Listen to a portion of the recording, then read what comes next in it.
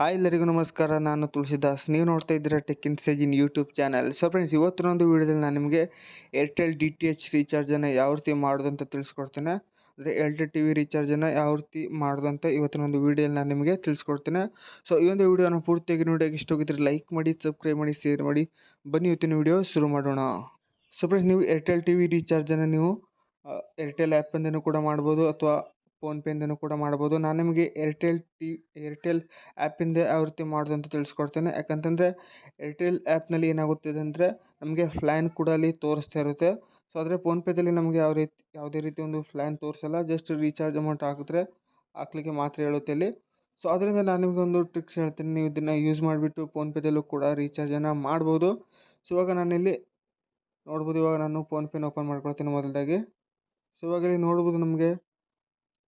So DTHಗೆ ಬಂದಿದ್ದೀನಿ. DTHಗೆ ಬಂದುಬಿಟ್ಟು ನೋಡ್ಬೋದು. ಇವಾಗ ನಮಗಿಲ್ಲಿ ಯಾವುದೇ ಥರದ ಒಂದು ಫ್ಲ್ಯಾನ್ ತೋರಿಸಲ್ಲ. ಸೊ ನಿಮಗೆ ಫ್ಲ್ಯಾನ್ ಗೊತ್ತಿದ್ದರೆ ನೀವು ಇಲ್ಲಿಂದ ಬರೆದುಕೊಂಡು ಪ್ರೊಸೀಡ್ ಟು ಪೇ ಮೇಲೆ ಕ್ಲಿಕ್ ಮಾಡಿಬಿಟ್ಟು ರೀಚಾರ್ಜ್ ಕೂಡ ಮಾಡ್ಬೋದು. ಸೊ ನಿಮಗೆ ಫ್ಲ್ಯಾನ್ ಗೊತ್ತಿಲ್ಲ ಅಂತಂದರೆ ನೀವು ಏರ್ಟೆಲ್ ಆ್ಯಪ್ಗೆ ಬನ್ನಿ. ಸೊ ನಾನು ಏರ್ಟೆಲ್ ಆ್ಯಪನ್ನು ಓಪನ್ ಮಾಡ್ಕೊಂಡಿದ್ದೇನೆ. ಸೊ ಇವಾಗ ಇಲ್ಲಿ ನಾನು ಸ್ಕ್ರೋಲ್ ಮಾಡ್ತೇನೆ, ನೋಡ್ಬೋದು. ಸೊ ಇಲ್ಲಿ ರೀಚಾರ್ಜ್ ಅಂತ ಇದೆ, ನೋಡ್ಬೋದು. ಅದರ ಮೇಲೆ ಕ್ಲಿಕ್ ಮಾಡ್ಕೊಳ್ಳಿ. ನೋಡ್ಬೋದು ಇವಾಗ ರೀಚಾರ್ಜ್ ಮೇಲೆ ಕ್ಲಿಕ್ ಮಾಡ್ಕೊಳ್ತೇನೆ. ನೋಡ್ಬೋದು ಇಲ್ಲಿ ನಮಗಿಲ್ಲಿ DTH ಅನ್ನೋ ಒಂದು ಆಪ್ಷನ್ ಐತೆ, ಅದ್ರ ಮೇಲೆ ಕ್ಲಿಕ್ ಮಾಡ್ಕೊಳ್ತೇನೆ. ಸೊ ಕ್ಲಿಕ್ ಮಾಡ್ಕೊಂಡು ಇವಾಗ ನಾನಿಲ್ಲಿ ನಂಬರನ್ನು ಎಂಟರ್ ಮಾಡ್ತೇನೆ. ಅಥವಾ ನೀವು ಮೊಬೈಲ್ ನಂಬರ್ ಎಂಟರ್ ಮಾಡಿದ್ರೂ ಆಗುತ್ತೆ. ನಿಮ್ಮ TV ರಿಜಿಸ್ಟರ್ ಆಗಿರುತ್ತಲ್ಲ ಆ ಒಂದು ಮೊಬೈಲ್ ನಂಬರ್, ಅಥವಾ ನಿಮ್ಮ DTH ನಂಬರ್ ಕೂಡ ಇಲ್ಲಿ ಎಂಟರ್ ಮಾಡಿದ್ರು ನಡೆಯುತ್ತೆ. ಸೊ ಇವಾಗ ನಾನು ಪ್ರೊಸೀಡ್ ಮೇಲೆ ಕ್ಲಿಕ್ ಮಾಡ್ಕೊಳ್ತೇನೆ.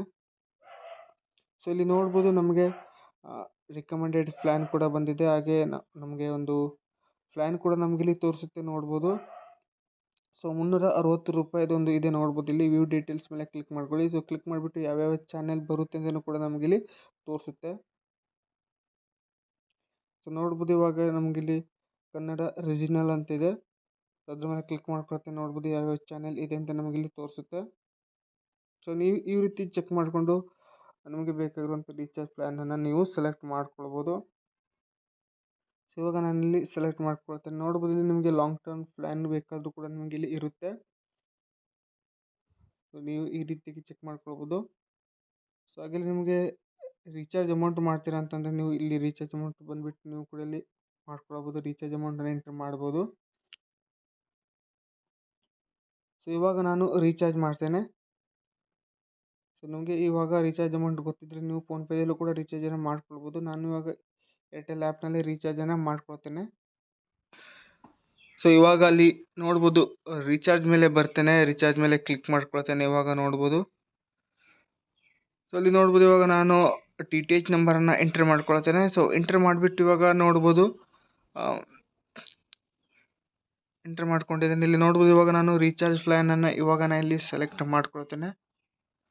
ಸೊ ನೀವು ಕೂಡ ಸೆಲೆಕ್ಟ್ ಮಾಡ್ಕೊಳ್ಬೋದು ನಿಮಗೆ ಬೇಕಾಗಿರುವಂಥ ಪ್ಲ್ಯಾನನ್ನು. ಸೊ ಇವಾಗ ನಾನಿಲ್ಲಿ ಸೆಲೆಕ್ಟನ್ನು ಮಾಡ್ಕೊಂಡಿದ್ದೀನಿ.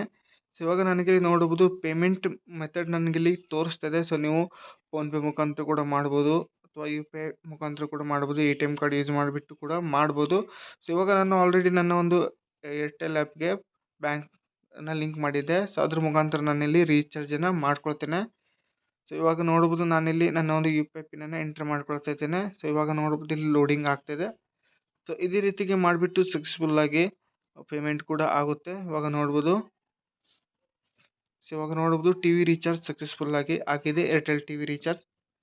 ಸೊ ಈ ರೀತಿಯಾಗಿ ಫ್ರೆಂಡ್ಸ್ ನಾವು ಏರ್ಟೆಲ್ ಆ್ಯಪ್ನಲ್ಲಿ ಕೂಡ TV ರೀಚಾರ್ಜನ್ನು ಮಾಡ್ಬೋದು. ಯಾಕಂತಂದರೆ ಅಲ್ಲಿ ಪ್ಲ್ಯಾನ್ ಇರುತ್ತೆ, ಅಪ್ ಟು ಡೇಟ್ ಇರುತ್ತೆ ಪ್ಲ್ಯಾನ್. ಸೊ ಇದಾಗಿತ್ತು ಫ್ರೆಂಡ್ಸ್ ಇವತ್ತೊಂದು ವೀಡಿಯೋ ಇಷ್ಟ ಆಗಿದೆ ಲೈಕ್ ಮಾಡಿ, ಸಬ್ಸ್ಕ್ರೈಬ್ ಮಾಡಿ, ಶೇರ್ ಮಾಡಿ. ಸೊ ಮತ್ತೆ ಮುಂದಿನ ವೀಡಿಯೋದಲ್ಲಿ ಸಿಗ್ತೀನಿ. ಅಲ್ಲಿವರೆಗೂ ಬಾಯ್, ಜೈ ಹಿಂದ್.